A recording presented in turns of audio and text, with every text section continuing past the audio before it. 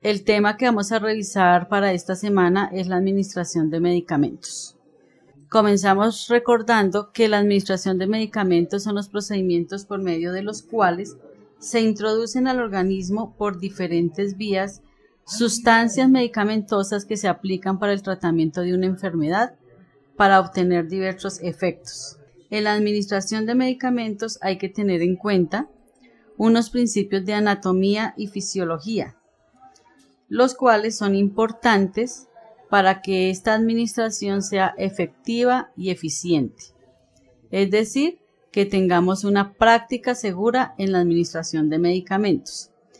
Dentro de los principios de anatomía debemos mencionar que las papilas gustativas y las terminaciones nerviosas del sentido del gusto son numerosas en la punta y el borde de la lengua. El sabor de las sustancias en forma líquida es el que más se percibe. El sabor de las cápsulas y de las tabletas se perciben cuando el paciente no las pasa. Los medicamentos se absorben en el estómago e intestino delgado. Cuando más diluido el medicamento, más rápida será su absorción.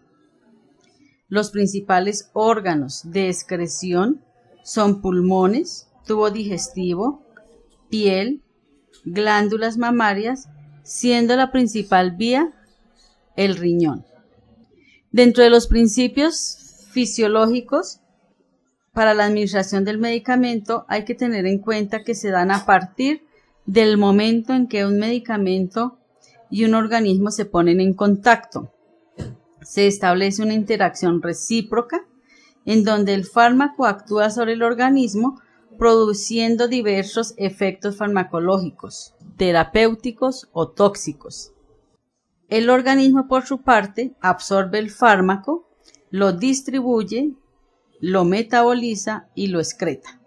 Este proceso se da en 3 fases. Hay una primera fase que es biofarmacéutica, una segunda fase que es la farmacocinética y la tercera fase que es la farmacodinámica. ¿Qué es la fase biofarmacéutica? Es decir, cuando el fármaco es prescrito, hace referencia a su forma de presentación disponible para su absorción. La fase farmacocinética hace referencia al proceso que sufre el fármaco dentro del organismo, la absorción, la distribución y la excreción.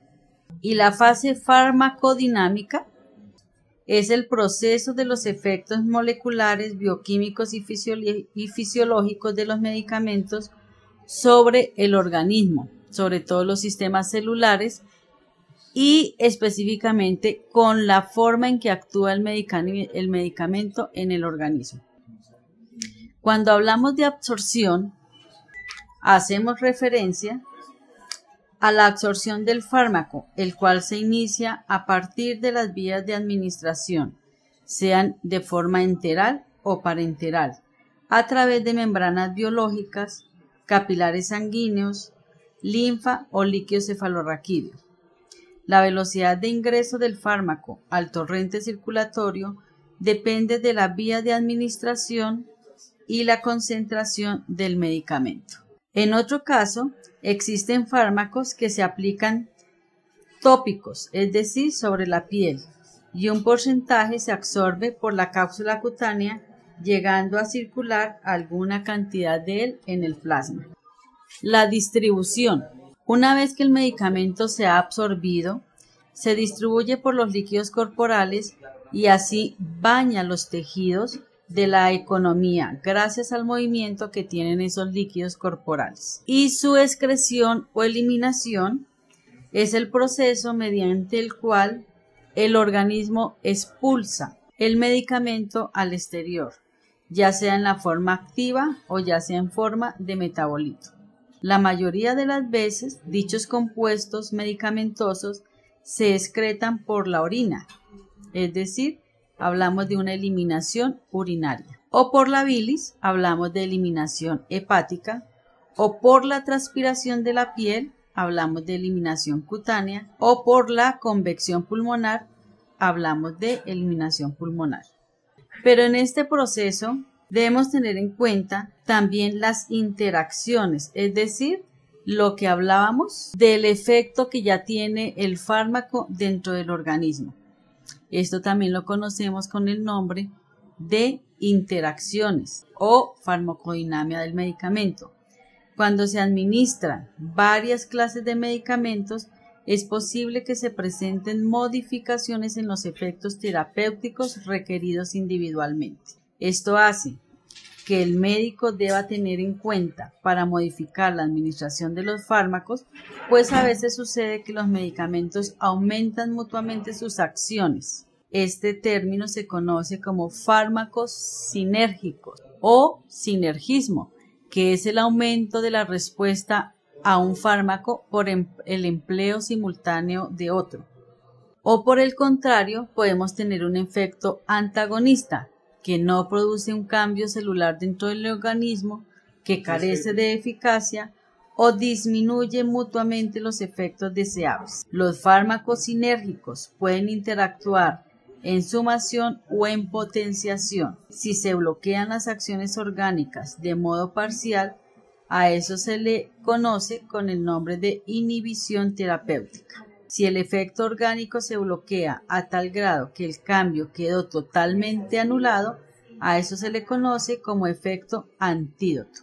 Ya teniendo claro cuáles son los principios que acompañan la administración de los medicamentos, vamos a identificar cuáles son los objetivos de administrar medicamentos a una persona, a un paciente.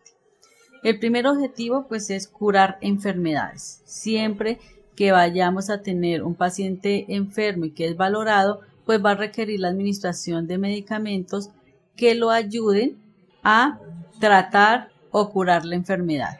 Hay otros medicamentos que tienen que ver con la prevención de las enfermedades. Por ejemplo, las vacunas.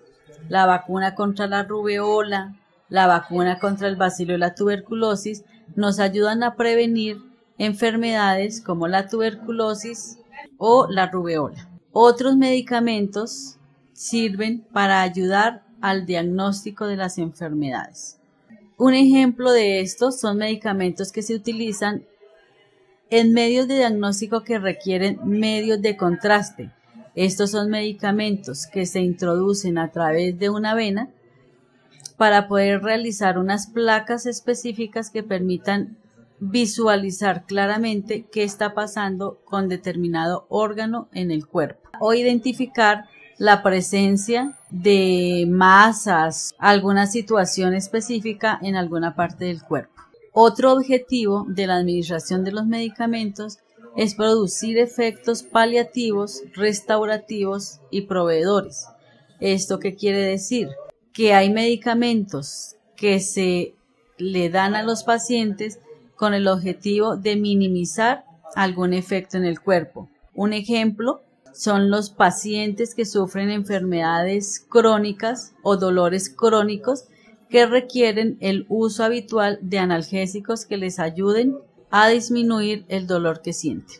Para la administración de los medicamentos debemos tener en cuenta unas precauciones generales y unas reglas de oro para la administración de los mismos.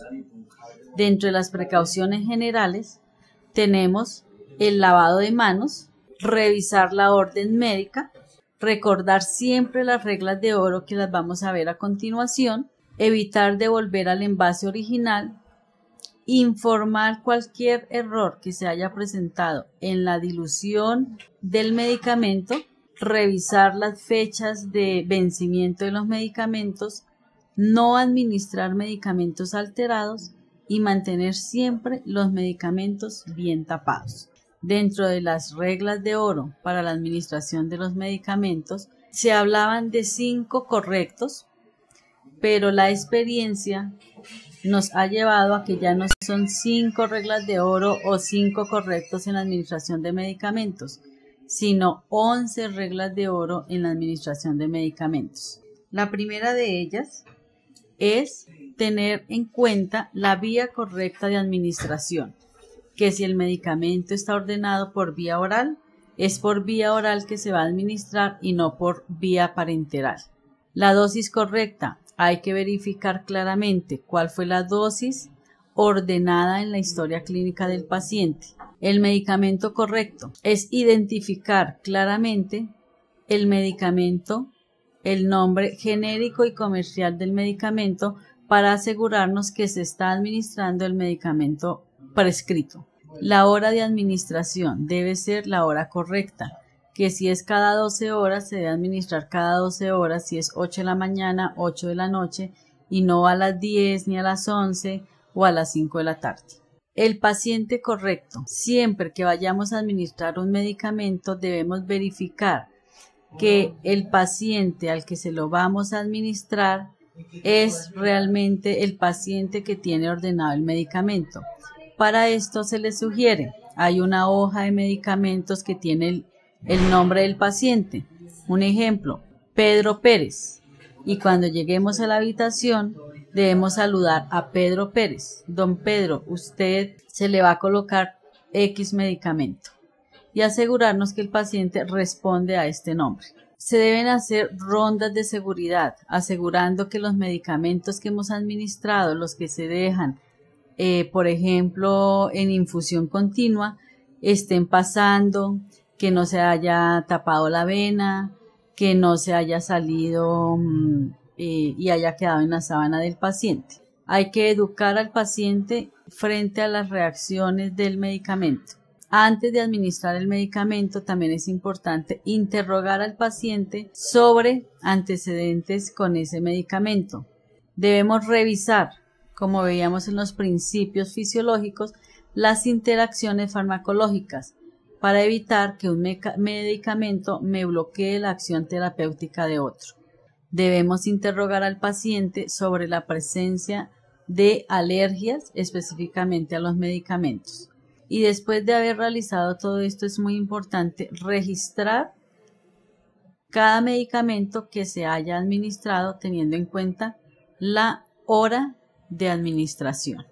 Para administrar los medicamentos debemos también tener en cuenta que requerimos algunos insumos para poderlos administrar. Dentro de estos insumos tenemos las jeringas.